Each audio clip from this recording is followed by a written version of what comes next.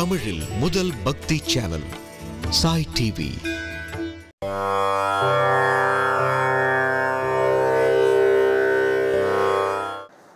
குருர் பிரம்மா குருர் விஷ்ணு குருர் தேவோ மகேஸ்வரः குரு சாட்சாத் பரம்பிரம்ம தஸ்மை ஸ்ரீ குரவே நமः. அன்பே சிவம், அறியும் சிவனும் ஒன்றே, ஆலயம் தொழுவது சாலவும் நன்று. இந்த 3 வார்த்தைகளையும் நாம் கேட்டிருக்கிறோம். இந்த அன்பே சிவம் என்பதற்கு உதாரணமாகவும் சிவபக்தியையும் விஷ்ணு பக்தியையும் ஒரு சேர வளர்த்தவராகவும் ஆலயம் தொழுவது சாலவும் நன்று என்பதை வாழ்க்கையிலே நடத்தி காட்டியவரும் ஆகிய நம்முடைய காஞ்சி பெரியவரை பற்றிய வாழ்க்கை வரலாற்றை மக்களுக்கு, பக்தர்களுக்கு, அன்பர்களுக்கு தெரிவிக்கும் விதமாக இந்த நிகழ்ச்சியை ஏற்பாடு செய்திருக்கிறார்கள்.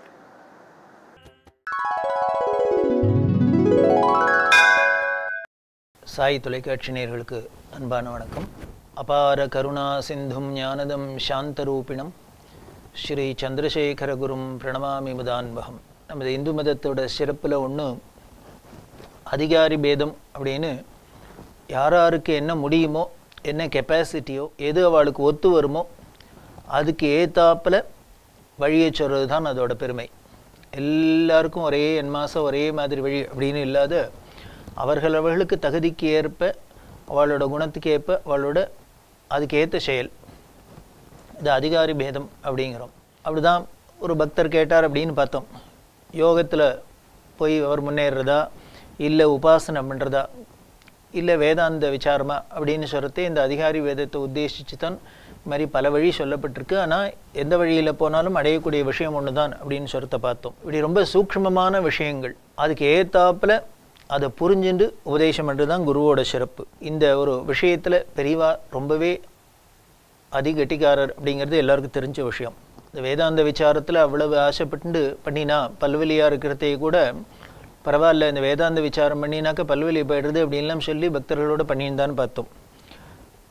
பெரியவாளோட ஒரு சாதாரண வாழ்க்கையில் பார்த்தீங்கன்னா உலக விஷயங்களை அப்படியே உழக்கால அழக்கிறாப்பில் இருக்கும், ஏதோ உருவமெல்லாம் பேசுகிறாப்பில் இருக்கும்.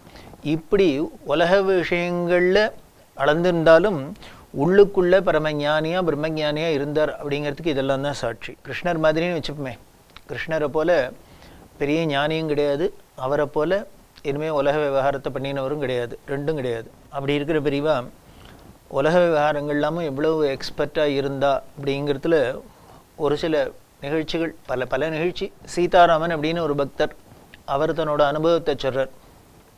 இந்த சீதாராமனுக்கு ஃபோட்டோகிராஃபியில் ரொம்ப இன்ட்ரெஸ்ட்டு. பெரியவாளை ஒரு பல அபூர்வமான புகைப்படங்கள்லாம் எடுத்ததில் இந்த சீதாராமனுக்கு ஒரு பங்கு உண்டு. ஒரு ஃபோட்டோகிராஃபியில் ரொம்ப இன்ட்ரெஸ்ட் இருக்கிறதுனால அப்பப்போ போகிறதே பெரியவாள்கிட்ட சொல்லிட்டு ஃபோட்டோ எடுக்கிறார்.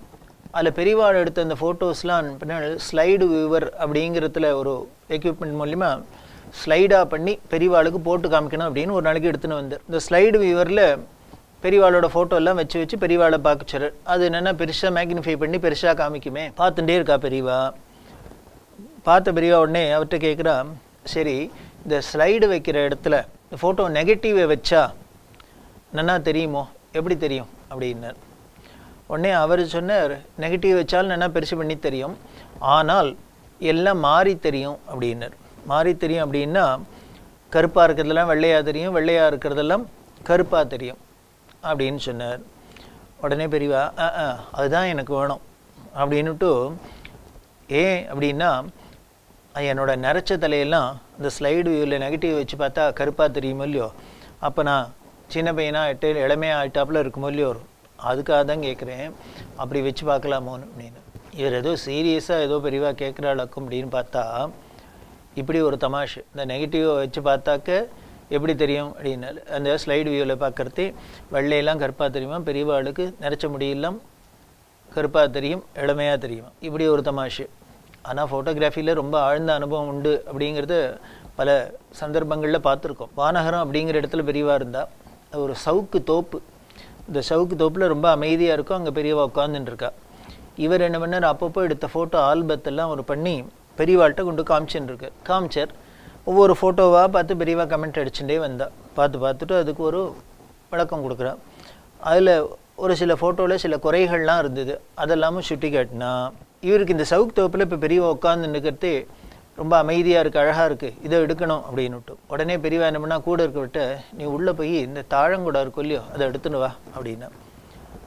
தாழங்குடை எடுத்துன்னு வந்தால் என் தலைக்கு மேலே பிடிச்சிக்கோ அப்படின்னா. அந்த வந்த கைங்கரியம் மட்டும் தலைக்கு மேலே பெரியவாளுக்கு பிடிச்சுன்னுக்காரு. இப்போது இந்த சீதாராமன்ட்ட சொல்கிறா, இப்போ கேமரா வச்சு ஃபோட்டோ எடு.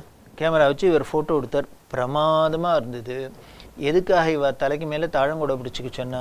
உடனே சொல்கிறா, இந்த சவுக்கு தோப்பில் உட்காந்துருக்கேன், நீனும் இதில் ஃபோட்டோ எடுக்கணும்னு ஆசைப்பட்ற. அந்த சவுக்கு மரத்துக்கு இடுக்காலெல்லாம் சூரிய வெளிச்சம் விழருது. அது எல்லாம் என்ன பண்ணுறதுன்னு அங்கங்கே டாட்டாக பெரியவா மேலே திட்டா அந்த வெளிச்சம் விழருது. அதை ஃபோட்டோ எடுத்தால் எப்படி இருக்கும்? பெரிய உடம்பு முழுக்கலும் திட்டா தெரியும். அதை மறைக்கிறதுக்காக தாழங்கூட கொண்டு வந்து அந்த வெளிச்சத்தை மறைச்சிட்டு இந்த திட்டா விழற வெளிச்சங்களை மறைச்சிட்டு இப்போ இடு அப்படின்னா அது பிரமாதமாக வருது. இப்படி நமக்கு கவனிக்காத விஷயங்கள்லாம் கூட பெரியவாளுக்கு அத்துப்படி ரொம்ப சர்வ சகஜமாக வரும். இது லௌகீக உலகத்தில் பெரியவாளுக்கு இருக்கக்கூடிய ஒரு ஆழ்ந்த மேதா விலாசத்தை காமிக்கிறது. அவள் தீர்க்கதரிசி அப்படிங்கிறதுக்கு ஞான மார்க்கத்தில் அவளுக்கு ஈடு அவள் தான் அப்படிங்கிறது பல விஷயங்கள் மூலிமா நமக்கு தெரிய வருது. பெரியவாள்கிட்ட பிற்காலத்தில் ஆஞ்சநேய சுவாமிகள்னு பேர். அவர் பூர்வாசிரமத்தில் ஹைகோர்ட்டில் உத்தியோகமாக இருந்தார். அதுக்கப்புறம் பெரியவாள்கிட்ட ஈடுபாடு ரொம்ப அப்போலேருந்தே ஈடுபாடு. ரிட்டையர் ஆனதுக்கப்புறம் பெரியவாள்கிட்ட வந்து மடத்திலே இருந்து கைங்கரியம் பண்ணியிருந்தார். அவருக்கு ஒரு பொண்ணு, லலிதாம்பான்னு ஒரு பொண்ணுக்கு கல்யாணம் ஆகிடுத்து. மனைவி காலமாயிட்டா. இவர் பார்த்தார், நமக்கு இனிமேல் சம்சாரத்தில் ஒன்றும் பெரிய காரியம் இல்லை, அதனால் பெரியவாளோடைய மடத்திலேயே இருக்கிறாப்புல ஒரு சன்னியாசம் வாங்கிட்டு மடத்திலேயே இருந்துட்டா தேவையில்லை அப்படிங்கிறதுக்காக பெரியவாள்கிட்ட கேட்டார். சன்னியாசம் கொடுக்கணும்னு. பெரியவா இப்படி டிலே பண்ணிகிட்டே வந்தா. ஆட்டும் பார்க்கலாம் அப்புறம் பார்க்கலாம் இப்படி சொல்லிட்டே வந்தா. இவர் ஒரு நாளைக்கு பொறுக்கலை, பெரியவாள்கிட்ட கேட்டார், எனக்கோ இந்த உலகத்தில் லௌகீக விஷயங்களில் ஒரு ரெஸ்பான்சிபிலிட்டியும் இல்லை, சம்சாரமும் போயாச்சு, எனக்கோ ஒரே பொண்ணு, அந்த பொண்ணுக்கு கல்யாணம் பண்ணியாச்சு, அவள் செட்டில் ஆகிட்டா, இதுக்கு மேலே எனக்கு பொறுப்பு எதுவும் இல்லை, ஏன் சன்னியாசம் கொடுக்கறதுக்கு பெரியவா யோஜனை பண்ணணும் அப்படின்னு. உடனே பெரியவா சிரிச்சுட்டே, நீ இன்னும் பொறுப்பு இல்லைன்னு சொல்கிற, ஆனால் இன்னும் ஒரு பொறுப்பு இருக்கே அவனுக்கு அப்படின்னா. இன்னும் ஒரு பொறுப்பு இருக்கே அவனுக்கு அப்படின்னா. இது இவருக்கு புரியல, என்ன பொறுப்பு தனக்கு இருக்குது. அப்புறம்தான் தெரிஞ்சது, இந்த ஆஞ்சநேய சுவாமியோட சகோதரர் ஒருத்தர், அவர் பிரம்மச்சாரி, பெரிய பாகவதர், நாம சங்கீர்த்தனத்திலேயே ஈடுபட்டிருந்தவர். அவர் காலமாயிட்டார்.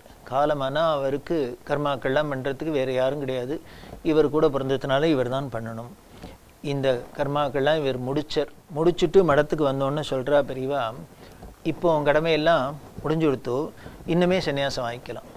இதுதான் ஆஞ்சநேய சுவாமிகளுக்கு அப்புறம் புரிஞ்சுது. ஓஹோ, நம்ம பொண்ணு கல்யாணம் ஆகிடுச்சு, இனிமேல் குடும்பத்தெல்லாம் வேறு ஒன்றும் நமக்கு முக்கியமான ரெஸ்பான்சிபிலிட்டிலாம் இல்லை அப்படின்னா இதை மறந்து போயிட்டோம். நமக்கு கல்யாணம் ஆகாத ஒரு பிரதர் இருக்கார், கூட பிறந்தவர் இருக்கார், அவருக்கு எதானு ஆச்சுன்னா அவருக்கு வேறு ஒருத்தரும் கிடையாது, நம்ம தான் எல்லாம் பண்ணணும் அப்படிங்கிறது நமக்கு தோணலை. ஆனால் பெரியவாசுரா அதுலேயும் வேடிக்கை என்ன அப்படின்னா, இவர் முன்னே போகிறாரா அவர் முன்னே போகிறாருன்னு யாருக்கு தெரியும்? இதெல்லாம் யோஜனையாக பண்ண முடியாது. ஆனால் பெரியவாட்ட போய் கேட்டோன்னே பெரியவா என்ன சொல்கிறா, இல்லை இன்னும் ஒரு பொறுப்பு இருக்குது, அது முடிஞ்சோடனே பார்க்கலாம் அப்படின்னா. அது என்ன பொறுப்புன்னா, அதான் இவரோட கூட பிறந்தவருக்கு கைங்கரியம் பண்ணுறது, கடைசி இறுதி சடங்கு பண்ணுறது.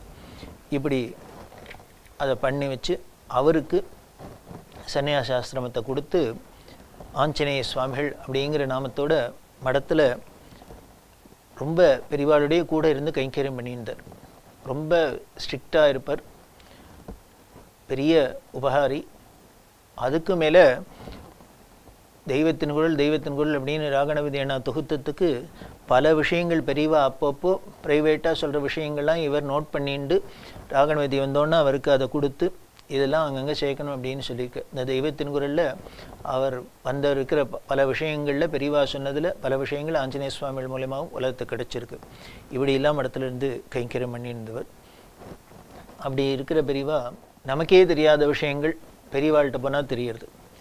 மாயரம் சிவராமகிருஷ்ண சாஸ்திரிகள் அப்படின்னு பெரிய வித்வான், பாகவத பிரவச்சனத்தெல்லாம் அவ்வளோ வசந்த வித்வான், ராமாயணம் பாகவதத்தெல்லாம். அவர் மாயவரத்தில் இருக்கார். அப்பப்போ பெரியவாள்கிட்ட பக்தி வர தரிசனத்துக்கு அவர் தரிசனத்துக்கு வரத்தே மாயவரத்தில் முனிசிபல் கமிஷனராக இருந்தவர் ஒரு பக்தர், அவரும் வந்திருந்தார். இந்த மாயவரம் சிவராமகிருஷ்ண சஷ்டியில் வந்திருக்கார், இந்த மாயவரம் முனிசிபல் கமிஷனரும் வந்திருக்கார்.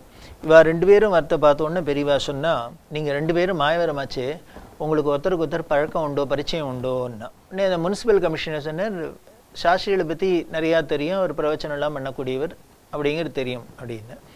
உடனே சிவராமகிருஷ்ண சாஸ்திரிகள் சொன்னார், இவர் முனிசிபல் கமிஷனராக இருக்காருன்னு தெரியும், அந்த அளவுக்கு தான் பழக்கம், வேறு ஒன்றும் பேசியெல்லாம் பழக்கம் இல்லை, அவ்வளோ பரிச்சயம் இல்லை அப்படின்னு.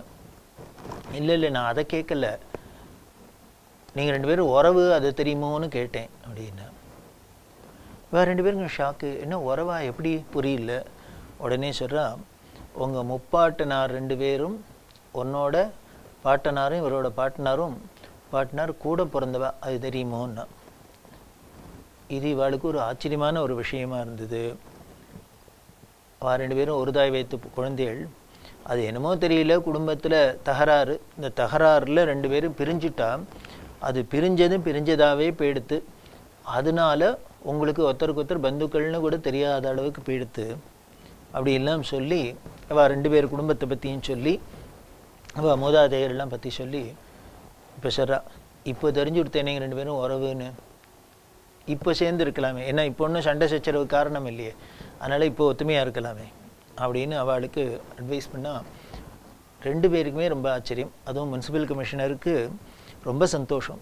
ஒரு பெரிய வித்வான், மாயவரம் சிவராமகிருஷ்ண சாஸ்திரிகள், மாயவரம் சிவராமகிருஷ்ண சாஸ்திரிகள்னு ரொம்ப பிரபலமானவர், அவர் நமக்கு உறவு, இவ்வளவு நெருக்கமான உறவு அப்படிங்கிறது எப்போ தெரிஞ்சதுன்னு பெரியவாள்கிட்ட வந்ததுக்கப்புறம் தெரிஞ்சது. அவள் குடும்ப விஷயம் அவளுக்கே தெரியல, எதனால் எப்படி இருந்ததுன்னா குடும்பத்தில் தகராறு, அந்த காலத்தில் அந்த சொத்து தகராறுனால இப்படியெல்லாம் பேச்சுவார்த்தை இல்லாத இருக்கலாம், அதில் பொண்ணு போல இருக்கும். இப்படி சூக்ஷ்மமான விஷயங்கள் ஒவ்வொரு குடும்பத்திலையும் ஒவ்வொருத்தர் விஷயத்துலையும் எப்படிலாம் இருக்குங்கிறது அவாவா போகிறதே பெரியவா நமக்கு உணர்த்துற. அப்படின்னா இது சாதாரண व्यक्तिயாக இருக்க முடியாது. ஒரு பெரிய பிரம்மனிஷ்டராக இருந்து சர்வஜனாக இருந்து எல்லாம் தெரிஞ்சவராக இருந்தால் தான் முடியும். அப்பேற்பட்ட எல்லாம் தெரிஞ்சவற்றுனா நம்மளோட சந்தேகங்கள்லாம் போய் கேட்கணும். சந்தேகத்தை தீர்த்து வைக்கிறதுக்கு யாரால் முடியும் அப்படின்னர், எல்லாம் தெரிஞ்ச ஒரு ஞானியான குருவால் தான் முடியும். இந்த சீதாராமன் அப்படின்னு சொன்னேன், அவருக்கு ட்வின்ஸு, ரெட்டை குழந்தை உள்ள குழந்தைகள். இந்த குழந்தைகளுக்கு உபநயனம் பண்ண போகிறார். உபநயனம் பண்ணுறதுனால பெரியவாள்கிட்ட போய் பத்திரிகை வச்சு ஆசீர்வாதம் வாங்கிக்கணும்னு போனார். இவர் போய் எல்லா விஷயத்தை சொன்னோன்னு பெரியவா சொன்னால், எப்பொழுதுமே இந்த உபநயனம், கல்யாணம், விவாகம் இது மாதிரிலாம் வந்து போய் சொல்லி பத்திரிகை கொடுத்தாக்க பூர்ண பலம் அப்படின்னு மட்டை தேங்காயை பிரசாதமாக கொடுப்பா. கூட இருக்க உடனே உபநயனம் அப்படின்ட்டு ஒரு சீதாராமன் சொன்னோடனே ஒரு தேங்காயை கொண்டு வந்து வச்சார். பெரியவா எப்படியும் கேட்பா பிரசாதம் கொடுக்கறதுக்குன்னு. உடனே பெரியவா சொல்கிறா, ஏய் அவன் ரெட்டை குழந்தைக்கு அப்பாடா, ரெட்டை குழந்தைக்கும் சேர்த்து பூனல் போடுப்புறான், அதனால் ஒரு தேங்காய் போடாது 2 தேங்காயை கொண்டு வா அப்படின்னு. 2 தேங்காய் வந்தது, பிரசாதத்தை கொடுத்தா உபநயனம் என்ன ஆகட்டும் அப்படின்ட்டு. அப்புறம் உபநயனம் எப்படி இல்லாமல் பண்ண பொருள் எல்லாம் விசாரிச்சா. உடனே பெரியவா சொல்கிறா, சரி இந்த பிரம்மோபதேசத்தை நீனே பண்ணு 2 குழந்தை எடுக்கும் அப்படின்னா. எப்படி பண்ணுறது? உடனே பெரியவா சொல்கிறா, ஒரு வீட்டில் அண்ணா தம்பிகள் இருந்து அவளுக்கு உபநயனம் பண்ணி வச்சா, அதாவது தனித்தனியாக பிறந்த குழந்தை, அண்ணா முதல்ல பிறந்து தம்பி பின்னால் பிறந்து இப்படி இருக்கிற குழந்தைகளாக இருந்தால் அவளுக்கு சேர்த்து உபநயனம் பண்ணினா, யாரோ ஒரு பிள்ளைக்கு அப்பா தான் பிரம்மோபதேசம் பண்ணுவார், இன்னொரு குழந்தைக்கு வேறு யாரோன்னு பந்துக்களில் ஒருத்தர் தான் பிரம்மோபதேசம் பண்ணுறது அப்படிங்கிறது சம்பிரதாயம். இப்போ இந்த குழந்தைகள் ரெட்டை குழந்தைகளாக இருக்குது, இதுக்கு என்ன பண்ணணும் அப்படிங்கிறதே பெரியவா சொல்கிறா. இந்த தனித்தனியாக பிறந்த குழந்தைகளுக்கு சேர்த்து போட்டால் தான் ஒரு குழந்தைக்கு ஒருத்தர் இன்னொரு குழந்தைக்கு இன்னொருத்தர்னு பண்ணலாம். ஆனால் இது ரெட்டை குழந்தையாக இருக்குது, அதனால் நீனே 2 குழந்தைகளுக்கும் சேர்த்து பிரம்மோபதேசம் பண்ணலாம். அதே முகூர்த்தத்தில் முதல்ல ஒரு குழந்தைக்கு பண்ணிவிடும், உடனே அடுத்த 2வது குழந்தைக்கு மண்டும். நீனே ரெட்டை குழந்தையாக இருக்கிறதுனால 2 குழந்தைகளுக்கு சேர்த்து நீனே பிரம்மோபதேசம் பண்ணலாம், அதை அவசியம் பண்ணு அப்படின்னு. இது ஒரு முக்கியமான விஷயம், தர்ம சூக்ஷ்மம் அப்படின்னு சொல்லலாமோ என்னமோ தெரில, இதை பெரியவா சொல்லி கொடுக்குறா. இப்படி பல விஷயங்கள் சூக்ஷ்மங்கள். இவ அம்மா எல்லாருமே சேர்ந்துட்டு சுவாசினி பூஜை பண்ணா, பெருசாக சுவாசினி பூஜை, நிறையா சுவாசினிகளை வர வச்சு 100கணக்கான அப்படின்னு வச்சுக்கலாம் சுவாசினி பூஜை பண்ணுறா. அது பிரமாதமாக நடக்கிறது. பெரியவா வந்து எல்லாம் விசாரிச்சா, சுவாசினி பூஜைக்கு என்னென்ன ஏற்பாடெலாம் இருக்குது அப்படின்ட்டு. பூஜை ஆனோடனே எல்லாருக்கும் சாப்பாடு பண்ணுமே, சாப்பாடு போடுறதுக்கு பற்றி அதையும் விசாரித்தா. ஒன்றுத்தையும் விட்டு வைக்க மாட்டா, எல்லாத்தையும் விசாரிக்கிறா. சரி இலையில் என்ன பட்சணம் போட போகிறது, ஸ்வீட் என்ன போட போகிறது அப்படின்னு. அவள் பூந்தி லட்டு போடுறது அப்படின்னு, என்ன இத்தனை மாதம் இருக்கிறதுனால நிறையா பேர் இருக்கிறதுனால பூந்தி லட்டு தான் கட்டுப்படி ஆகும் அப்படின்ட்டு பூந்தி லட்டு போடலாம் அப்படின்ட்டு தீர்மானம் பண்ணியிருந்தேன். சரி பண்ணுங்க அப்படின்னு பூந்தி லட்டு பண்ணியிருக்கு. எல்லோரும் சாப்பிட்டுக்கிறதே பெரியவா வந்தா, உள்ளுக்குள்ளே வந்தா எல்லாத்தையும் பார்த்தா. சமயக்கட்டில் வந்து இந்த பூந்தி லட்டு அப்படி எடுத்து பார்த்தா, கையில் எடுத்து பார்த்துட்டு இந்த சீதாராமன் அம்மாட்ட சொல்கிறா, இந்த லட்டுக்கு 50 மார்க்கு தான் அப்படின்னா. மீதி எல்லாம் நன்னா பண்ணியிருக்கேள், ஆனால் இந்த லட்டுக்கு நான் 50 மார்க்கு தான் கொடுப்பேன் அப்படின்னா. இந்த லேடிஸ்க்கெல்லாம் ஆச்சரியம் தப்பு, என்ன பெரியவா இப்படி சொல்லிட்டாளே, நம்ம மெனக்கிட்டு ஸ்ரத்தையாக எல்லாம் பண்ணியிருக்கோம், ஆச்சாரத்தோடு பண்ணியிருக்கோம், பெரியவா 50 மார்க் தான் 50 மார்க்ஸ் தான் போடுவேன்னு சொல்கிறாளே, என்ன குறை அதில் புரியல. பெரியவாள்கிட்ட கேட்க முடியுமா, ஏன் இப்படி குறைச்ச மார்க்கு போடுறாள் அப்படின்னு காரணம் கேட்க முடியுமா? பெரியவாளே சொன்னால் உண்டு. அப்புறம் உடனே பெரியவா சொல்கிறா, ஏன் 50 மார்க் தானே சொன்னேன் தெரியுமோ அப்படின்னு. தெரியல, பெரியவா தான் வைக்கணும். இந்த லட்டுக்கு பூந்தி தேய்க்கிறோமோ இல்லையோ, அந்த பூந்தி தேய்ச்சா அது எப்படி இருக்கணும் அப்படின்னார். மணியாக உருண்டையாக இருக்கணும். மணியாக உருண்டையாக இருக்கணும். அப்படி உருண்டையாக மணியாக பூந்தி தேய்ச்சி அதில் லட்டு பிடிச்சாதான் நல்ல லட்டு. சில பேருக்கு அந்த பூந்தி என்ன பண்ண தட்டையாக வந்துடும். இப்போ நீ இதில் பார்த்தியோ அப்படின்னா, இந்த லட்டில் பாதி நன்னா பூந்தியெல்லாம் நன்னா இருக்குது, உருண்டையாக இருக்குது, மீதி பாதியெல்லாம் தட்டையாக இருக்குது. அது கவனிச்சியோன்னா இது ஒருத்தருமே கவனிக்கலை. அதாவது ஒரு ஈடாக தான் பூந்தி தேய்க்கிறா வைக்கிறா, அதில் ஏதோ ஒரு சமயத்தில் ஆயிடுத்து போல இருக்குது, தட்டையாக ஆயிடுத்து போல இருக்குது. அது எதனால் ஆகும்னா கொஞ்சம் லிக்விடாக இருந்தால் ஆகுமா என்ன ஏது புரியல நமக்கு அந்த சூக்ஷ்மம். அதில் 2 ஈடு தேய்க்கிறது, ஏதோ பாதி தேய்க்கிறது தட்டையாக வந்திருக்கு. அது இது எல்லாத்தையும் ஒன்றா போட்டு கலந்து வெள்ளம் சேர்ந்துன்னு உருண்டை பிடிச்சிருக்கா. இது யாரும் கவனிக்கலை, பண்ணினவா கவனிக்கலை, அத்தனை பொம்மநாட்டிகள் இருக்கா, யாருமே லேடிஸ் கவனிக்கலை. அப்படி வந்து உள்ளே வந்து இந்த பட்சணத்தை பார்த்தோன்னு பெரியவா சொல்கிறா, பூந்தி லட்டை பார்த்துட்டு இதுக்கு 50% தான் மார்க்கு, 50 மார்க் தான். ஏன்னா பாதி அது மணியாக இல்லாத தட்டையாக இருக்கான். அதுக்காக இது நிஜமாகவே இந்த லேடிஸ்க்கெல்லாம் ஒரே ஆச்சரியம். ஒரு பக்கமாக வேறு இருந்தது, குஞ்சாலாடு அப்படின்னு சொல்லுவா. அதுக்கு வியாக்கியானம் வேறு பண்ணுறா. குஞ்சா அப்படின்னா குந்துமணி அப்படின்னு சொல்லுமே, இந்த குந்துமணிக்கு பேர் குஞ்சான்னு பேர். குஞ்சா மணி பூஷா அப்படின்னு மூகபஞ்சசதியில் அம்பாள் இந்த குந்துமணி மாலையெல்லாம் போட்டுருக்கிறதா வர்ணிக்கிறது சொல்லியிருக்கு. இதில் பார்த்தீங்கன்னா இந்த பூந்தியெல்லாம் குந்துமணி மாதிரி கொல்லி அது உருண்டையை பார்த்தா அப்படி தான் இருக்குது. அதனால அதுக்கு குஞ்சாலாடுன்னு பேர். பூந்தியை தேய்ச்சி பண்ணுறதுனால அது வந்து லட்டு அப்படிங்க. லட்டுன்னா லடகம் அப்படின்னா பந்துக்கு பேர். இது உருண்டையாக பந்து மாதிரி இருக்கிறதுனால லடகம். குஞ்சா லடகம் அப்படிங்கிறது குஞ்சாலாடு அப்படின்லாம் சொல்கிறோம். இப்படின்னு இதுக்கு வியாக்கியானம். எதை எடுத்தனாலும் வியாக்கியானம். இன்னொரு அம்மா ரவா லாடு பண்ணு அப்படின்னா, இமீடியட்டாக போய் உடனே போய் ரவா லாடு பண்ணு அப்படின்னா, ரவா லாடு உடனே பெரியவாசுர அவசரத்துக்கு பண்ணுறதுக்கு அங்கே வசதி இல்லை. கூட இருக்கிறவா என்ன பண்ணால், மடத்தில் ரவா லாடெல்லாம் இருக்குது, நீ ஒரு தட்டில் 10 கொண்டு வச்சு நான் தான் பண்ணேன்னு சொல்லி வச்சிரும் அப்படின்னா, இல்லை வேண்டாம், பெரியவாளை ஏமாற்ற முடியாது, பெரியவா கண்டுபிடிச்சிருவா, வேண்டாம் மாட்டின்னுடுவோம் அப்படின்னு அந்த அம்மா சொன்னால், கூட இருக்கிறவாள்லாம் கம்பல் பண்ணா, அதெல்லாம் நாங்கள் பார்த்துக்குறோம், நீ கொண்டு வா அப்படின்னு. அதே மாதிரியே முன்னாலே இருந்த ஒரு ரவா லாடில் ஒரு எட்டை வச்சு கொண்டு ஒரு பெரியவாள்கிட்ட மூடி வச்சா. பெரியவா எடுத்தா, அதை திறந்து பார்த்துட்டு அதில் ரவா லாடை இப்படி கையால் அமுத்தினா, அப்படி தொட்டு அமுத்தி பார்த்துட்டு உடனே அந்த அம்மாட்ட கேட்குறா, இது உருண்டை பிடிச்சி எத்தனை நாள் ஆகுது அப்படின்னா. அதுக்குள்ளே கூட இருக்கிறவர் முழிச்சு நோட்டார். அவர் சொன்னார், எத்தனை நாள் ஆகுது, இப்போ தான் பெரியவா சொல்லி பிடிச்சிருக்கு அப்படின்னு. உடனே அந்த அம்மாட்ட கேட்குறா, உனக்கு ஒன்று தெரியுமோ, இந்த லட்டெல்லாம் லாடெல்லாம் உருண்டையெல்லாம் பிடிச்சோன்னு உடனே தொட்டாக்க உதிர்ந்து போயிடும். அது கொஞ்சம் ஆற பைசா தான் கெட்டி போயிடும். அதுக்காக தான் கேட்டேன் எத்தனை நாள் ஆச்சுன்னு. நான் கையை வச்சு அழுத்துறேன், அப்பவும் உடைய மாட்டேங்கிறது. இது இப்போ தான் புதுசாக பண்ணியிருந்தேன்னா தொடறதுக்கு முன்னால் தூளாயிடும், அதுக்காக கேட்டேன். அந்த அம்மா அப்புறம் கூட இருக்கவாள்கிட்ட சொன்னார், நான் தான் சொன்னேனே பெரியவாளை ஏமாற்ற முடியாது, அவள்கிட்ட முடியும்னா முடியும், முடியலன்னா முடியல அப்படின்னு சொல்லிட்டா மன்னிச்சு விட்டுருவாளே வழிய, அவள்கிட்ட ஏதாவது நம்ம சாமர்த்தியத்தை காமிக்கிறது அப்படின்னு போய் பண்ணினோம் அப்படின்னால் மாட்டின்னுடுவோம். இப்போ எல்லாருக்கும் என்ன பண்ணுறது, முழிக்கிறா. அப்புறம் சரி பரவாயில்ல, நான் சொன்னேனே அப்படிங்கிறதுக்காக நீ பண்ண முடியல அப்படின்ட்டு அவள் சொன்னான்னு கேட்டுவிட்ட, பரவாயில்ல. எதுக்காக சொல்கிறேன்னா இதெல்லாம் ஒரு சமையல் கலையில் ஒரு டெக்னிக். அதனால தான் இந்த உருண்டையெல்லாம் பிடிச்சோன்னா அது அப்படியே சித்த நேரம் ஆறட்டும்னு பிசாது வச்சுருவா, தொடாது. அது பிடிக்கிறது அப்படி வச்சுட்டு அப்புறம் உடனே திருப்பி தொட்டினே இருந்தோன்னா அது அளந்து எல்லாம் ஊந்து போயிடும். அதுதான் சொல்கிறா. அப்புறம் ரவாயோட பெருமையை பற்றி ஒரு நாளைக்கு, ரவா தான் சமய சஞ்சீவியாக எல்லாருக்கும் உதவக்கூடியது. இந்த ரவாவோட பெருமை என்ன அப்படின்னு, ரவாவில் என்ன வேணால் பண்ணலாம். இந்த ரவாவில் சர்க்கரையை போட்டு நெய்யை விட்டு கிளறினா ஸ்வீட் ஆகிடுறது. அதையே உப்பை போட்டு தாளிச்சு கொட்டி கிளறினா உப்புமாவாகிடுறது. யாரானு இமீடியட்டாக வந்துட்டா அப்படின்னா அவளுக்கு பசி ஆற்றுனா என்னென்ன ரவா உப்புமா அப்படின்னு. இதை தோசையாகவும் வாக்கலாம், இட்லியாகவும் வாக்கலாம், இல்லை ஸ்வீட்டாகவும் பண்ணலாம், அதே மாதிரி காரமாகவும் பண்ணலாம். இதுக்கும் மேலே என்ன அப்படின்னு, ஒன்றும் இல்லையா கஞ்சி வைக்கணுமா, உடம்பு சரியில்லையா ரவா கஞ்சி வச்சு குடிக்கலாம். இப்படி எந்த ரூபத்தில் வேணால் அதை நாம் உபயோகப்படுத்துகிறாப்பில் இருக்குது. அத்தனையிலையும் இருக்குது. வேறு எந்த சாமானையும் மற்ற சாமான்களையும் இது மாதிரி இவ்வளவு விதத்தில் உபயோகப்படுத்த முடியுமா தெரியாது. ரவாய்க்கு மட்டும் அது ஒரு பெருமை.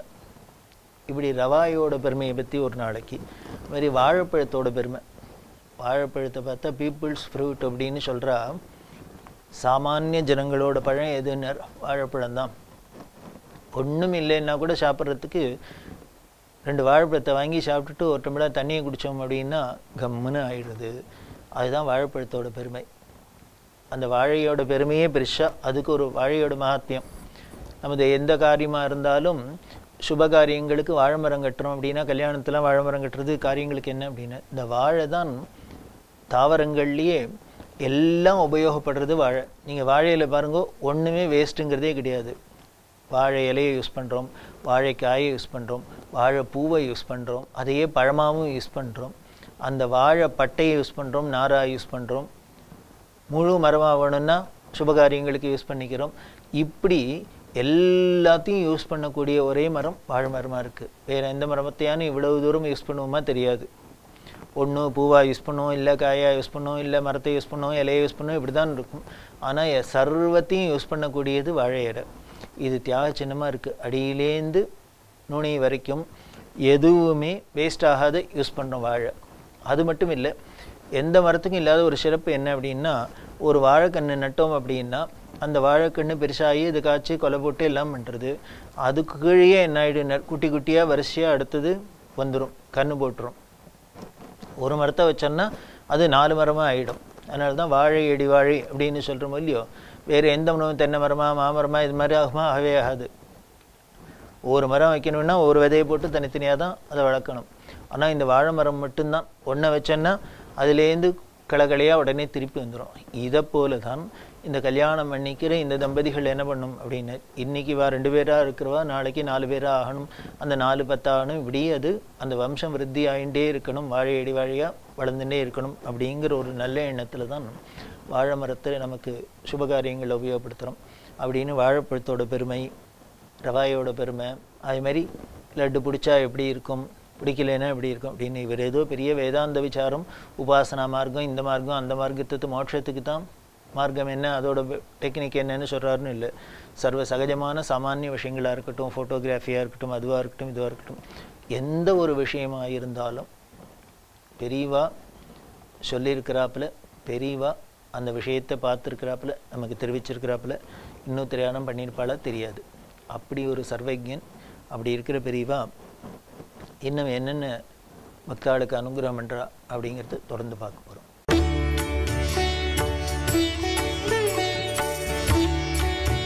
தமிழில் முதல் பக்தி சேனல் சாய் டிவி.